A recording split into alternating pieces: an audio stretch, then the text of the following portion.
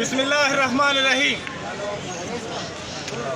اماد کرمی ایجنسی مشرانو، اماد کرمی ایجنسی علماء، اماد کرمی ایجنسی نوجوانانو، اماد کولو قبایلو غریب عوامه د دغې خبرې په امید باندې مو خپل سټرګل جاري ساتلی دی.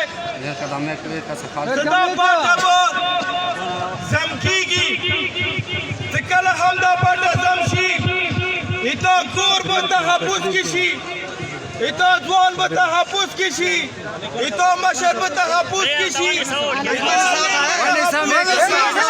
اتا جماعت به تحفظ کې شي، تا ته به د ترقي لارې کلاو شي. ته چې زم شي د تا به اسپتال سیده شي، ته چې زم شي تا به روډ سیده شي، ته چې زم شي تا به صحت سیده شي، ته چې زم شي د تا د خوشحالي لارې به کلاو شي. خو دا څه وجه دی چې مړه کېږي په قبایلو کې، چې مړه کېږي په پښتنو کې، بل چېرته چې جنازه کېږي قبرستان ته ځي، دلته چې جنازه کېږي چوک ته رسي. دا څه وجه دی چې زما مشر تحفظ نشته، اما ځوان تحفظ نشته، اما عالم تحفظ نشته، اما جماعت زما کور تحفظ نشته دی. نو په پاټه او په مرجي علاقې کې بیا پارک څه شولو؟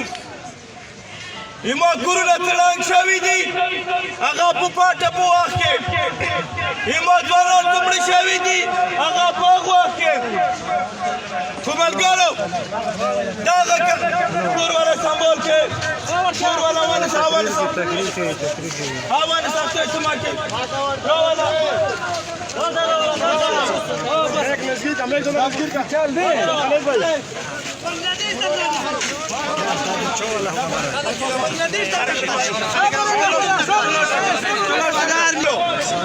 په قبایلو کې ټول ډارن خلک ته ملایږي په کوربي کې، ټول ډارن بشري په کوربي کې، ټول ډارن عوامي هغه په کوربي کې. دومره حالاتو ته مو وویلو، دومره کورونه ته مو ړنګ شو، دومره خلک ته مو راپته شولو، دومره خلک ته مو ته وربیګونه میلاو نه شو. ما ورته چې زه احتجاج نه دی کړی. دا ورته وایي د پولیس شیشې کې کمای دی، د پولیس وردي کې کمای دی، توپاکو سره نشته، افراد کم دي، چک پسټونه کم دي. څه وجه دی چې زم کېدو نه بعد شپږ ویشت مړي، شپږ ویشت نه زیات مړي مو د حکومت د لاندې چې کومه علاقه دی هغې اوچات کړلو. که سړی وغړي بازار کې مړی کولی شي، که سړی وغړي اډې کې مړی کولی شي، که سړی وغړي په روډ کې مړی کولی شي، که سړی وغړي په جومات کې مړی کولی شي. نو ما ته وایي د ما تحفظ چېرته دی؟ ایما سکیورټي چېرته دی؟ ایما خیال په چېرته دي؟ که چېرې طالب وي و د علاقې امن نشي ساتلی، که چېرې په دغه قانون کې هم د قبایلو دپاره تحفظ نه وي، که چېرې په دغه قانون کې هم د قبایلو دپاره امن نه وي، نو زه حکومت ته سوال کوم، زه د پاکستان ټولو ادارو ته سوال کوم، زه د پاکستان وزیر اعظم ته سوال کوم چې ما ته مرج نه پاټه ښه دی، ما دوباره پاټه څو کاله قانون ته یوسه، کم از کم یوه جرګه به لرله، کم از کم یوې خبرې تمیز به لرلو، د جرګې قواني اصول به لرلو. نن چې کوم ظالم که ما سره ظلم کوي، په عدالت کې هم هغه ظلم، په پولیس کې هم هغه ظلم، په هر ځای کې هغه ظلم.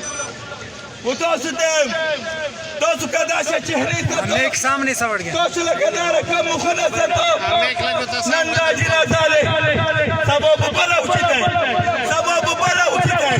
چې څومره د دغې علاقې مشران دي هغه دې کوي، چې څو بریدان دې پرې و د دغې علاقې نه بدر نه یې شوی، که څه امن نشي کومولی، که څه امن نشي راوستلی.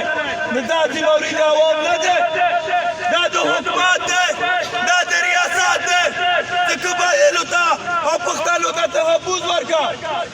تاسو ته چې څومره هم مشران دي دلته نستی ولره، خپل ډیمانډ ولیکه، لکه څنګه نور کمونه په حکومت باندې خپله مطلبې منلی شي، دا شبو کرمیوال هم کولی شو. خدا شرط نہیں سگنٹی نباتی دی گرمی نتان چھے تنگے گے دا ہم دو چوپرارو دی به هم بچی وی دی به هم خاندان وی مویایو کچری دی تو گناه جرم کرے وای او دا دن مرته ها حقدار وای نو په کور دا د عدالت توار کی دا شکارو سلاری ته پروت مړ کوي نو بیا موږ ورجا پټانا خپل پټا باندې د علاقې او د قوم مشوران راوالي ټول دلته کېنو که په سره دا د جذباتو د خبره نه ده دا د زیارو د کاندلو خبره نه ده مهم به بیا راوړو دا د علاقې لپاره د امن راوړلو لپاره یو کوشش دی امید لرم چې تاسو به دې کې د خاندان سره برابر شریک یو ان شاء الله